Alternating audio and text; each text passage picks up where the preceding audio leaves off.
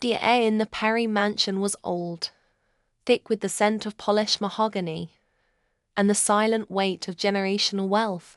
It was an atmosphere so rarefied it felt difficult to breathe. Seated on a velvet settee that cost more than her entire college tuition, Aurora York twisted her fingers in her lap, her gaze fixed on the formidable woman opposite her. "He is the heart of this family, my dear," Alara Perry said, her voice a smooth, commanding cadence that brooked no argument. Her eyes, a startlingly sharp blue, held a glint of unyielding determination. "And the doctors, they have their limits. What Elias needs now is fortune, a prosperity bride." Aurora's own heart hammered against her ribs. A prosperity bride. The words sounded archaic, torn from a fairy tale, yet Grandma Parry spoke them with the dead serious conviction of a surgeon discussing an operation. "You want me to marry your grandson while he's in a coma?"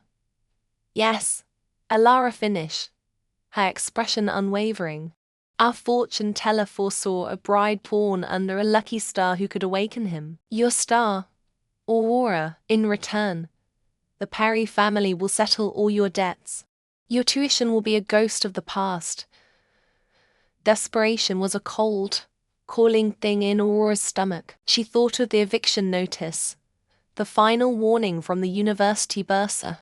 This wasn't a choice. It was a lifeline thrown into a churning sea. She met the old woman's gaze, the shame of her circumstances burning her cheeks. "I'll do it." Moments later, she was led into a sprawling bedroom that felt more like a state-of-the-art medical ward. The rhythmic beep of a heart monitor was the only sound in the oppressive silence. And there, in the center of the vast bed, was Elias Perry, even unconscious, surrounded by tubes and wires. His presence was magnetic. Sharp, aristocratic features were cast in the dim lamplight, a strong jaw, dark brows, a mouth that looked like it was made for giving commands. He was beautiful, a sleeping prince in a sterile castle.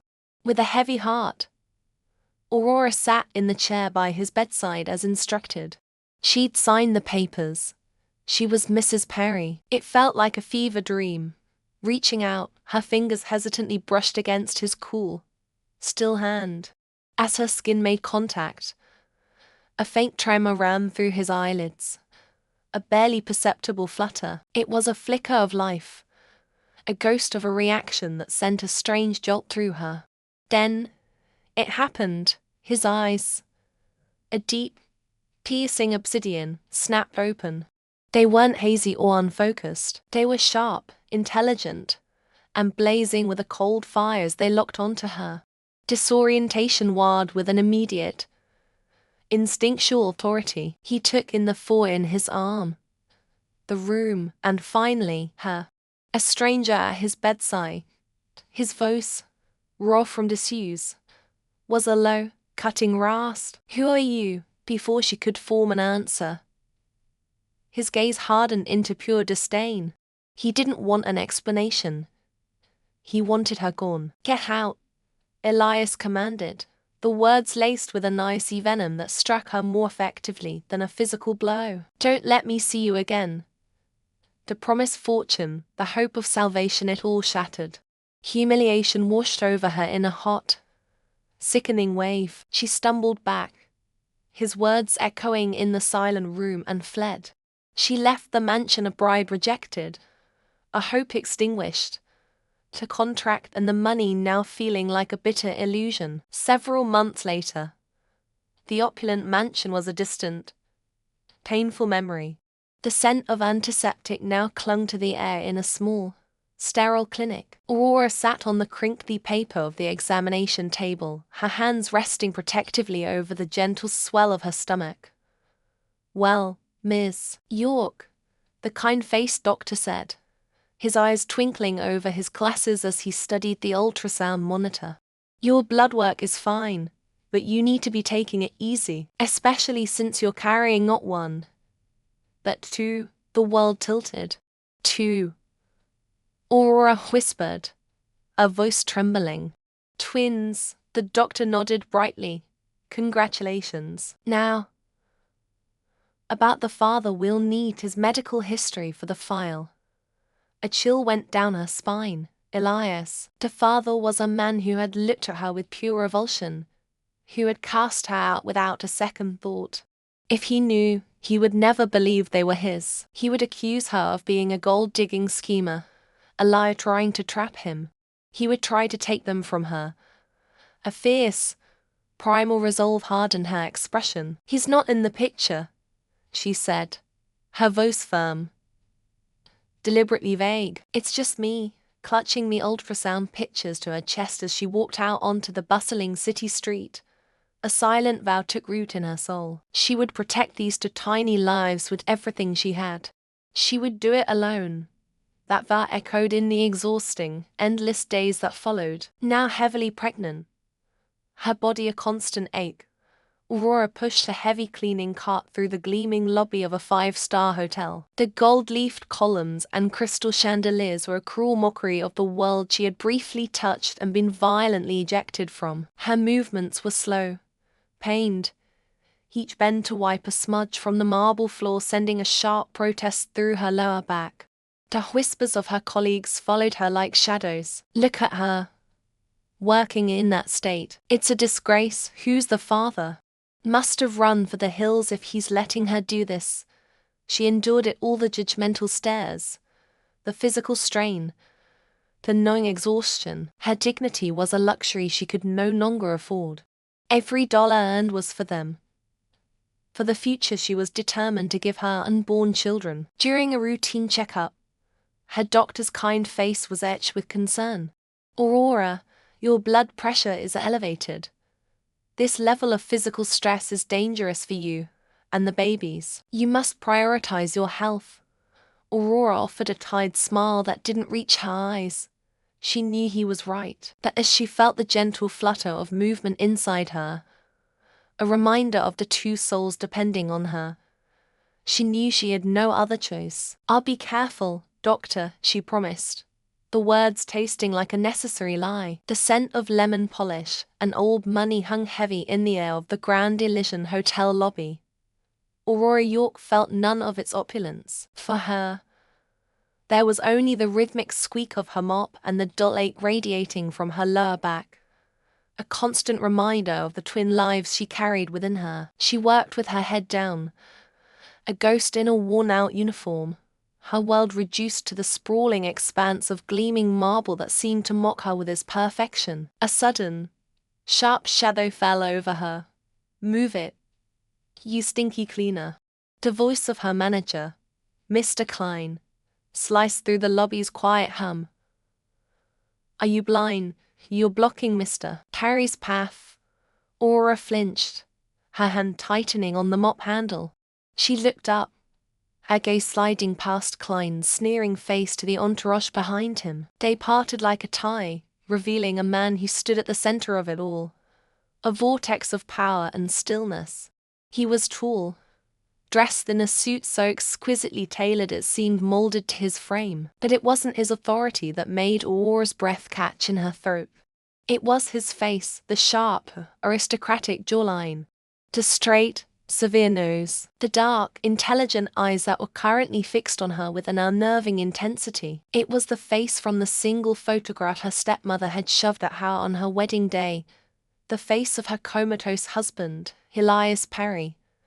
But this man wasn't in a coma. He was awake, vibrantly, terrifyingly alive, and looking at her as if she were a piece of dirt on his immaculate floor. A wave of dizzying confusion washed over her. How was this possible? What did you just call her? Elias Perry's voice was low, a cold, quiet thunder that silenced the entire lobby. "Mr. Klein," flustered by the unexpected attention, stammered, "Sir, she was in your way." "An obstruction. She is an employee and a pregnant woman," Elias stated, his gaze never leaving Aurora. He saw the faint tremor in her hands, the defiant tilt of her chin as she fought to maintain her composure. He was supposed to despise women like this, women who used their circumstances as leverage. Yet, the manager's cruelty stirred a protective instinct he didn't recognize in himself. "And you are an embarrassment," "You're fired." Have security escort him out.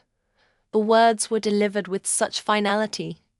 Klein paled, sputtering uselessly as the guards materialized and guided him away. The entourage remained silent, statues awaiting their next command.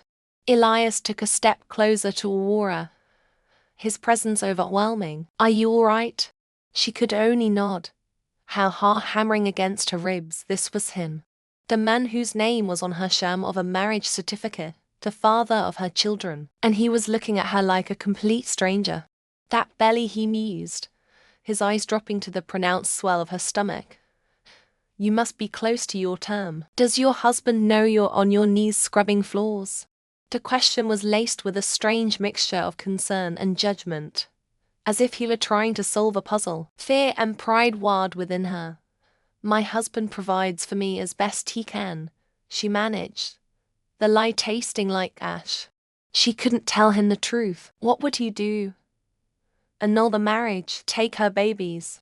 She was grateful for his intervention, but terrified of his scrutiny. She had to keep her distance. Elias's jaw tightened. He saw a proud, struggling woman, abandoned by a man not fit to call himself a husband. A flicker of something pity, or perhaps an unwelcome kinship with her unseen, failing partner passed through him.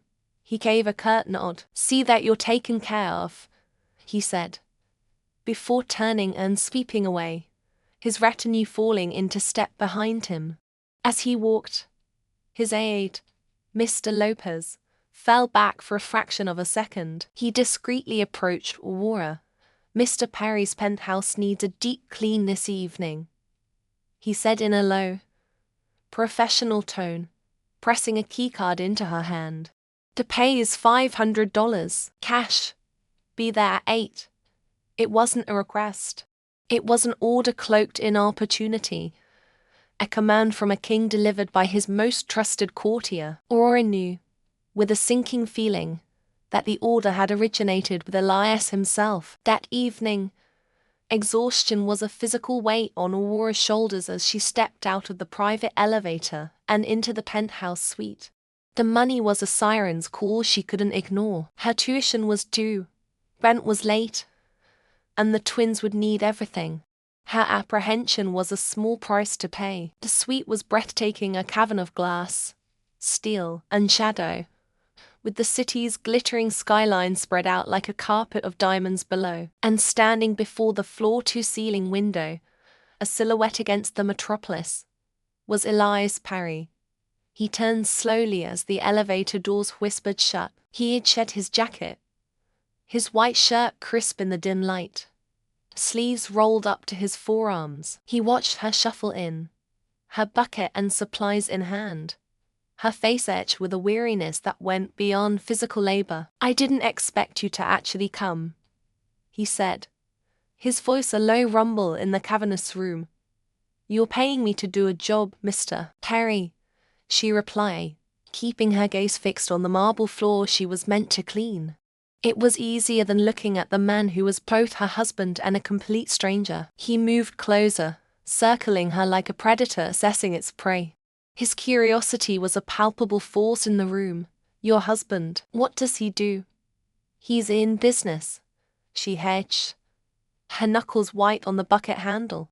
"Is he a good man?" he pressed, his tone laced with skepticism. "Does he take care of you?" The bitter irony of it all threatened to choke her.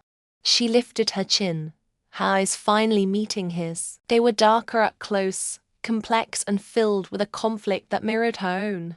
"He is a good man," she insisted, the words a shield for her heart and a defense of the man he was supposed to be. "And I'm his wife. I am loyal to him." The declaration hung in the air between them, charged and absolute. Elias's expression hardened. He saw her defiance as naivety, a foolish loyalty to a man who clearly didn't deserve it. It irritated him. This fierce devotion to a phantom. He felt an inexplicable urge to shatter it, to show her what a real man, a powerful man, could offer. "Every person has a price," he said, his voice dangerously soft. He pulled out a checkbook, the sound of the pen scratching in the silence like an obscenity. Name it. I'll give you enough so you never have to work again. Enough to leave him. Revulsion and fury surged through Aurora. After all the humiliation from her family, a desperation, a fear, this felt like the cruelest blow. He saw her not as a person, but as a problem to be solved with money, an object to be bought. My loyalty is not for sale, she spat, her voice trembling with rage. And my children are not for sale. I would rather starve than take a single dime from a man who thinks he can buy a woman's soul. Her words struck him with the force of a physical blow. He stared at her, at the fire in her eyes, the fierce protectiveness in her stance as her hands instinctively went to her belly. In that moment, she was not a stinky cleaner or a pregnant girl. She was magnificent. And it confused him. It angered him. Without thinking, he closed the distance between them, his hand reaching out, his fingers just inches from her face. He wanted to touch her, to feel if this raw integrity was real, to understand the magnetic pull that defied all his logic. Then, just as his fingertips were about to graze her skin, he froze. A wave of self-loathing crashed over him. What was he doing? He snatched his hand back as if he'd been burned, a muscle twitching in his jaw. A chasm of unspoken words, mistaken identities, and profound conflict yawned between them. The silence in the opulence suite more deafening than any shout. The chill in the cramped apartment had nothing to do with the draft seeping through the window frames. It was the icy silence that followed the slam of the door, announcing her mother and brother's return. Aurora clutched the small ceramic jar on the table, her knuckles white. Inside was every dollar she'd managed to save from odd jobs, a pitifully small hoard. But it was everything. It was for the delivery. For them. Give it here. Her brother, Adam, grunted, his eyes fixed on the jar. He was a man hollowed out by greed, his features sharp and hungry.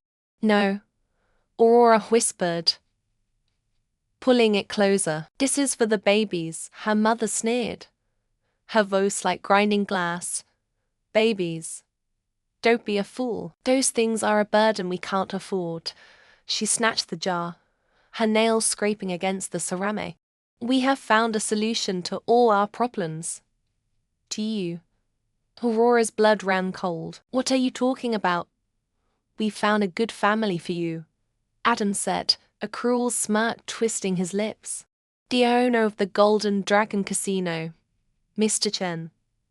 He's older, but he's rich. His bride price will clear all our debts and set us up for life. The words hit her like a physical blow. Sell her. They were going to sell her. No, she gasped, staggering back. You can't. I'm married. Her mother laughed. A harsh, ugly sound. To a man in a coma who woke up and threw you out. That marriage is a joke. This is real money. Aurora. Real security. Panic seized her. She made a desperate lunge for the door. But Adam was faster. His hand clamped down on her arm like a vice. Don't make this difficult. They dragged her from the apartment, her pleas echoing unanswered in the dingy hallway. Her body, heavy with the weight of her twin pregnancy, fought against them, but their desperation made them strong. The world blurred into a nightmare of city lights and screeching tires until they shoved her through the garish entrance of the Golden Dragon. The air was thick with the toxic perfume of stale smoke, cheap liquor, and desperation. Slot machines screamed their electronic jingles, a chaotic symphony for the damned. In a back room, shrouded in a haze of cigar smoke, a portly man with slicked back hair and reptilian eyes appraised her. This was Ton Chen. His gaze slid over her, lingering on the distinct swell of her belly before his face soured with disgust. You didn't tell me she was used goods, he spat at her mother, and carrying another man's baggage. It can be fixed, her mother chirped, shoving Aurora forward. A simple procedure. She's young, fertile. She can give you plenty of heirs. Tom considered this, tapping a gold-ringed finger against his teeth. Fine. he declared, but I want it handled, now. I'm not paying for damaged property. If she wants to be my son's mother, she needs an empty womb. A wave of pure terror washed over Aurora. She clutched her belly, a primal, protective instinct overriding everything else. These were her children. Elias's children. No. Please, you can't do this, she screamed, her voice cracking. Her mind, frantic and cornered, screamed a single name. Elias, save us. Please save us. Her mother and Adam grabbed her arms, their faces remorseless masks. Hold her down, her mother ordered, her voice devoid of any maternal warmth. It's for the best. Think of the money, Adam. They're your family. Aurora sobbed, thrashing against their grip. Your own nephew and niece. They ignored her, their eyes fixed on the prize. In the struggle, her hand brushed against the small, cheap phone she kept hidden in her pocket, a lifeline she'd bought for emergencies. With a final, desperate surge of adrenaline, she ripped it free, a thumb fumbling over the screen. She hit the only number she had memorized, the one she was never supposed to use. Elias Parry sat in his sterile office, the city lights a glittering tapestry below, when his private line buzzed. An unknown number. He answered with a clipped Perry. The sound on the other end was a mess of static, screaming, and a woman's broken sobs. Help please, they're going to my babies. It was her. A prosperity bride. Where are you? He demanded, his voice sharp with an urgency that surprised him. Golden Dragon. The line went dead. His aide, Liam, rushed in, his face pale. Sir, we just got a flag from the hospital affiliate, a woman matching Mrs. Harazora York's description was part of a prepayment inquiry for an immediate termination procedure. Liam hesitated, then delivered the final, world-altering blow. Sir, the medical records from your grandfather's arrangement confirm it. She's pregnant, with twins. The world stopped. Pregnant. His children. The abstract arrangement, the woman he'd dismissed as a gold digger, suddenly became terrifyingly real. An inferno of rage erupted in his chest, so potent it stole his breath. He had failed to protect them before he even knew they existed. Get the team, he snarled, his voice a low, dangerous growl. Now.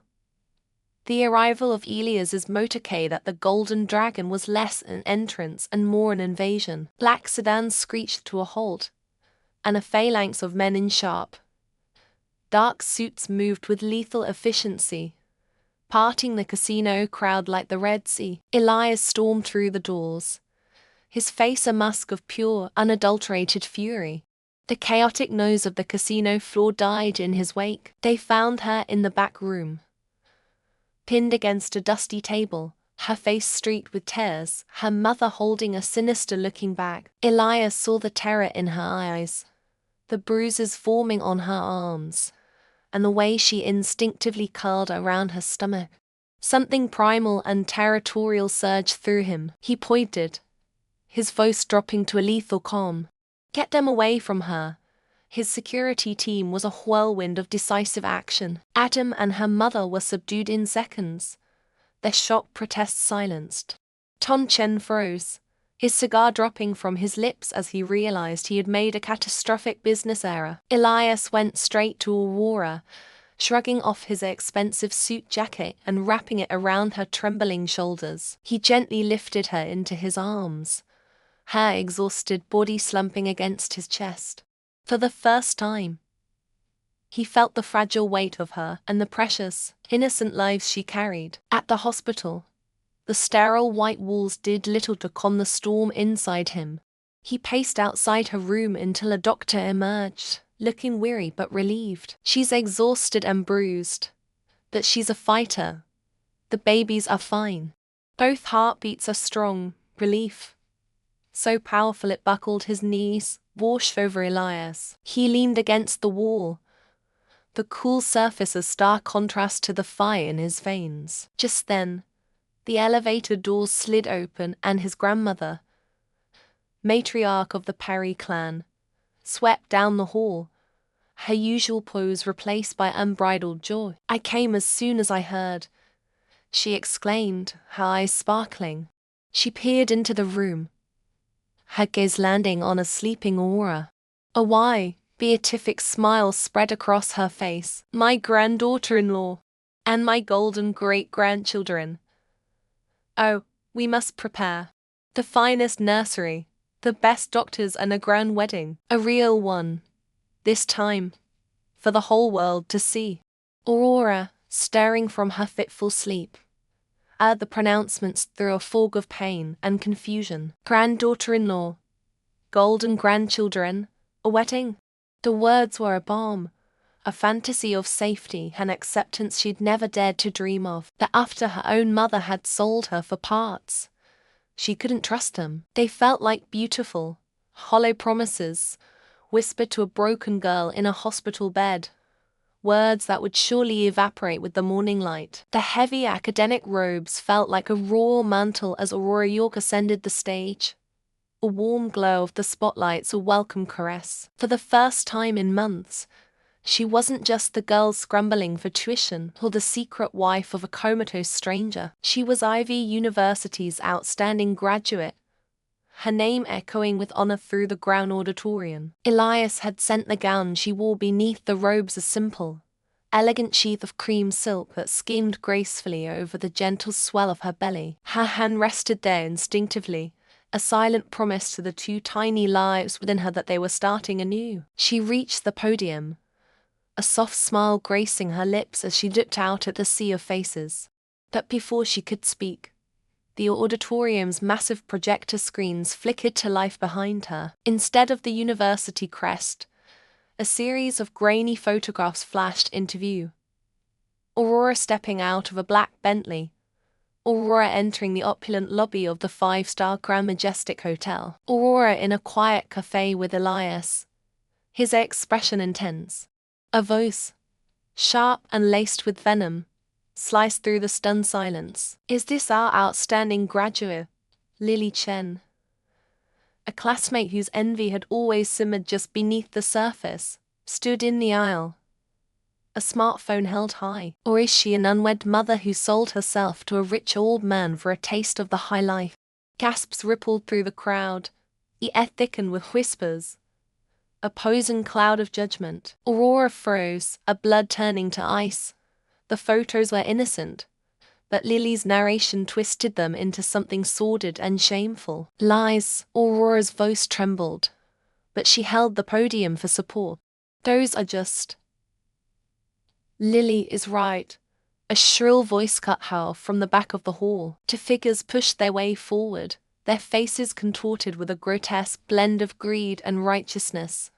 "Her mother and brother. We are her family. We're ashamed to admit it, but she's a disgrace, pregnant and unmarried, bringing shame on the York name. The university must expel her immediately." The betrayal was a physical blow, stealing the air from her lungs. Her own family, bribed and coached by her wicked aunt, were here to hammer the final nails into her coffin. The applause she had anticipated was replaced by a cacophony of murmurs and camera flashes. The stage, once a platform of triumph, was now a pillory. Tears blurred the accusing faces into a merciless smear of color. She was utterly, devastatingly alone. Then, a sudden, oppressive silence fell. A figure emerged from a side entrance, moving with an unhurried, predatory grace that commanded the attention of every person in the room. Elias Perry. His custom-tailored suit was a shield of dark gray armor, his face a mask of cold fury. The crowd parted before him as if by an invisible force. He didn't run. He walked, each step a measured beat of impending retribution. He reached the foot of the stage, his gaze locking on to Aurora's tear-streaked face. The raw, protective instinct in his eyes was so fierce it made her breath catch. Inappropriate photos. Elias's voice was low, yet it carried to every corner of the auditorium, a chilling counterpoint to the preceding hysteria. He gestured dismissively at the screen. I see a young woman getting a ride and meeting a friend. As for her pregnancy. His eyes swept over Lily, then Hora's mother, with undisguised contempt. That is a private matter. Unless you have medical records proving a crime, you are engaging in slander. And I assure you, my legal team is a formidable one. Lily shrank back, a bravado evaporating under his glacial stare. Aurora's mother and brother shuffled their feet, suddenly looking less like righteous accusers and more like the petty grifters they were. Elias's gaze softened, but only for Aurora. But there is one question I have, he said, his voice resonating with a dangerous calm. A question for the father of this child. Where is this woman's husband? Where is the coward who lets his wife endure this humiliation alone? The irony was a bitter pill in Aurora's throat. He's right here, she screamed in her mind. He's you. But she couldn't say it. Revealing their connection would ignite a corporate firestorm, dragging the Parry name and the grandmother who had shown her kindness through the mud. The secret was a lead weight in her gut. Panicked, her eyes darted through the crowd, searching for an escape. They landed on Ryan, a kind-faced literature student who had once helped her with a drop stack of books. He was staring at the scene, his mouth agape with confusion. It was a desperate, foolish gambit, pointing a trembling finger. Aurora choked out, There. He's over there. Elias's head snapped in the direction she indicated. A new, more personal fury ignited in his eyes. He saw the bewildered Ryan and saw not an innocent bystander, but the worthless husband he had just condemned. Without another word, he strode down the aisle, a man on a singular mission. Wait, Elias, no, Aurora cried, trying to scramble off the stage. Ryan saw the titan of industry bearing down on him and Blanche. I don't know what's going on, you know nothing. Elias snarled, grabbing the front of Ryan's shirt. You stand here in the shadows while your wife is torn to shreds on a stage. You let her family disown her and the jealous child defame her. My wife. I'm not. Before Ryan could finish his denial, Elias's fist connected with his jaw. The crack echoed through the silent hall. Ryan stumbled backward, collapsing into a heap of stunned disbelief. Chaos erupted. Elias turned, ignoring the pandemonium. He was back at Aurora's side in an instant, his hand closing firmly but gently around her arm. Let's go. He was her shield, parting the sea of shocked onlookers as he guided her out of the auditorium and into the cool, quiet interior of his waiting Bentley. The heavy door slammed shut, encasing them in a world of polished leather and silence. For a moment, they just breathed. Then Elias turned to her, his face a storm of conflicting emotions: anger, frustration, and an overwhelming, tender concern. Why, Aurora? He asked, his voice raw. A man like that, a gutless worm who hides from his responsibilities. He's not worthy of you. Why would you protect him? Why would you stay with him? He leaned closer, his eyes pleading with her. Divorce him. You deserve better. I'll help you. His words were a strange, painful comfort. The man she secretly married was passionately urging her to leave her husband. The father of her children was defending her honor by punching an innocent man. Her heart ached with the weight of it all, a tangled mess of gratitude for his protection and agony over her deception. You don't understand, she whispered, turning to face the tinted window. It's my life, Elias. It's complicated. A muscle clenched in his jaw. He was a man accustomed to solutions, to direct action, and her steadfast wall of privacy was infuriating him. He pulled out his phone, his thumb moving with decisive speed. Fine. If you won't let me fix your marriage, I'll at least make sure you're safe. He put the phone to his ear. Daniel, prepare the presidential suite at the Grand Majestic. My guest will be staying indefinitely. See to it that she has anything and everything she needs. He ended the call and met her gaze, his expression unyielding. He didn't understand her choices, but he refused to leave her to the wolves. He was taking control, pulling her into his orbit, a decision that felt as inevitable as it was dangerous. The silence of the penthouse suite was a luxury Aurora had never known.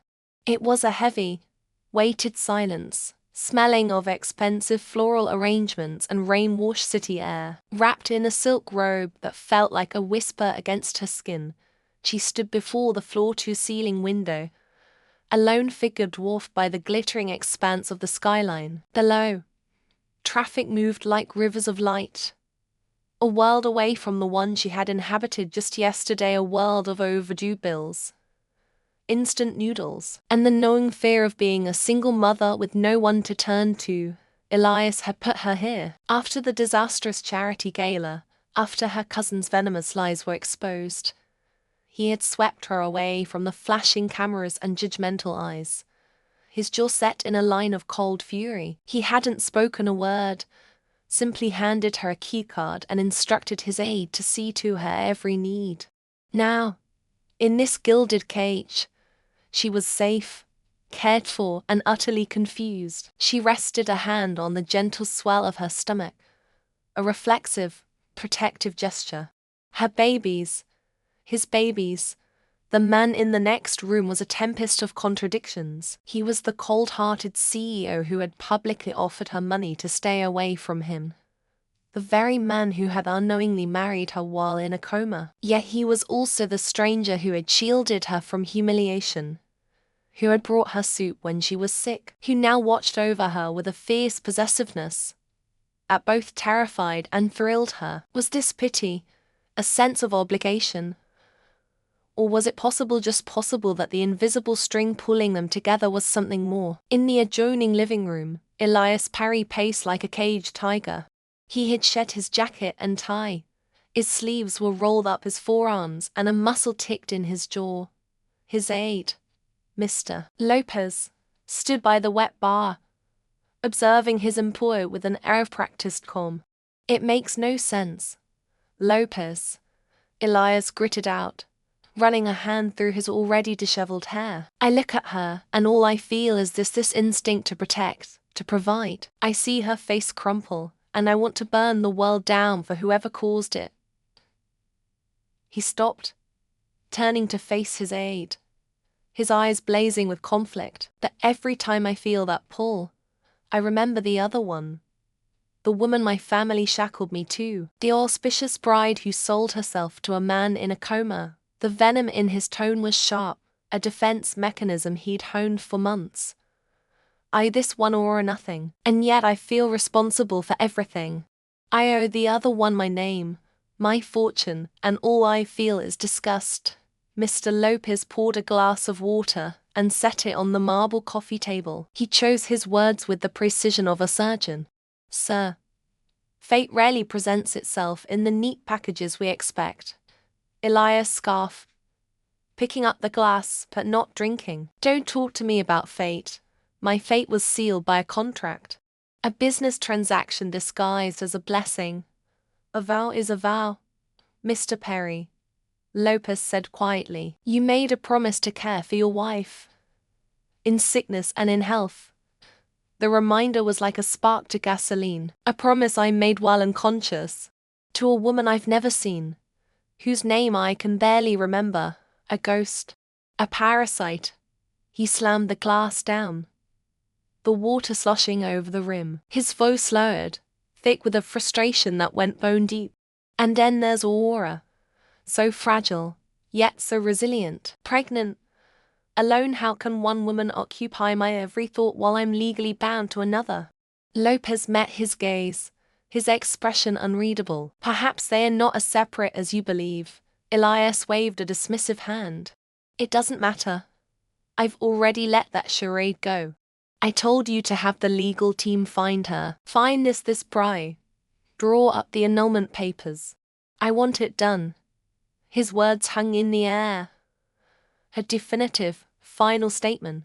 But his actions betrayed him in the very next breath. He glanced toward the closed bedroom door, his expression softening almost imperceptibly. "Has the gown from Valeriano arrived?" he asked, his tone shifting completely. "It was delivered this afternoon, sir," Lopez confirmed. "It's in her closet." "Good." A flicker of something that looked like satisfaction crossed Elias's face.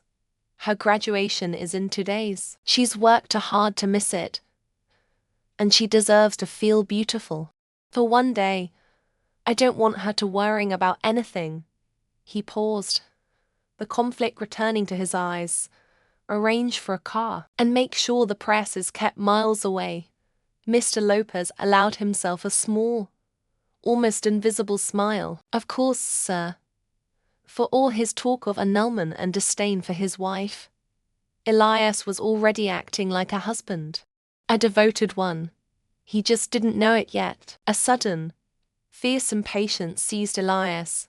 He couldn't stand the dissonance in his own head any longer. He needed to see it, to hold the proof of the trap he was in, to fuel the anger that felt so much safer than the confusing tenderness he felt for Aurora.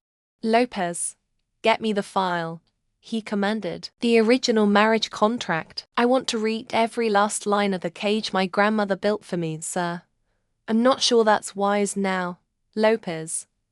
The aide nodded, retrieving a slim leather folio from his briefcase. He placed it on the table before Elias with a quiet reverence, as if handling a sacred text or a bomb.